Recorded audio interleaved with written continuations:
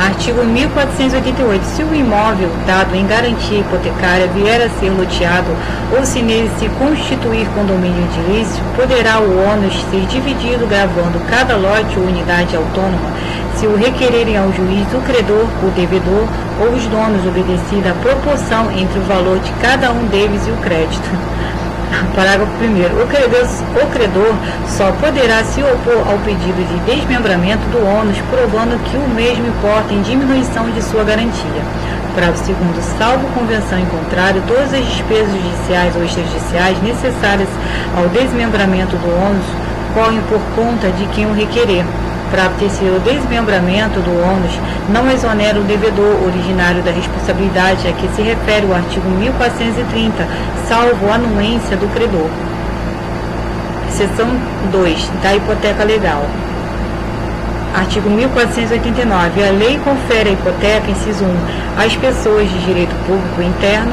Artigo 41. Sobre os imóveis pertencentes aos encarregados da cobrança, guarda ou administração dos respectivos fundos e rendas. Inciso 2. Aos filhos sobre os imóveis do pai ou da mãe que passar a outras núpcias antes de fazer o inventário do casal anterior. Inciso 3. Ao ofendido ou aos seus herdeiros sobre os imóveis do delinquente para satisfação do dano causado pelo delito e pagamento das despesas judiciais. Inciso 4. Ao coerdeiro para garantia do seu quinhão ou torna da partilha sobre o imóvel adjudicado ao herdeiro reponente. Inciso 5. Ao credor sobre o imóvel, arrematando para garantia do pagamento do restante do preço da arrematação. Artigo 1490. O credor da hipoteca legal ou quem o represente poderá, provando a insuficiência dos imóveis especializados, exigir do devedor que seja reforçado com outros.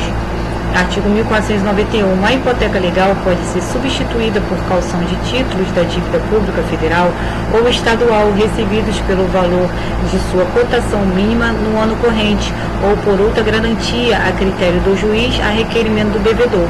Seção 3.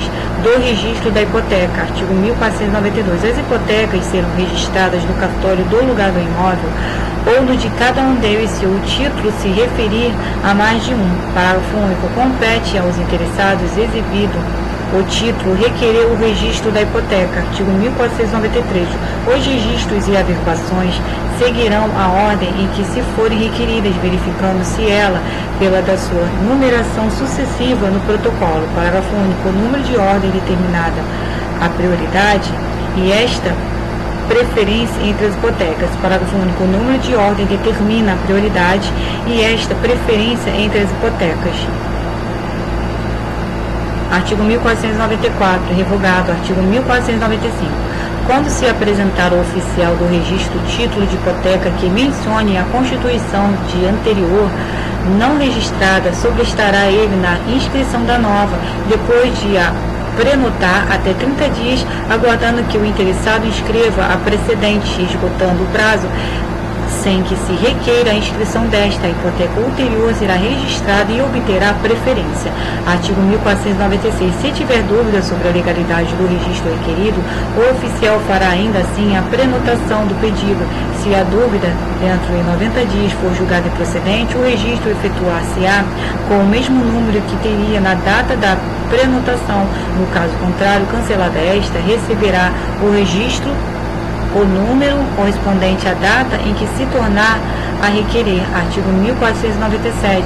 As hipotecas legais de qualquer natureza deverão ser registradas e especializadas. Parágrafo 1º. O registro e a especialização das hipotecas legais incumbe a quem está obrigado a prestar a garantia, mas os interessados podem promover a inscrição delas ou solicitar ao Ministério Público que o faça.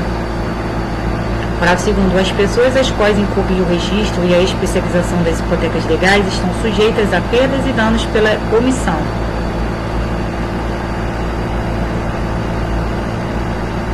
Artigo 1498. Vale o registro da hipoteca enquanto a obrigação perdurar, mas a especialização em completando 20 anos deve ser renovada.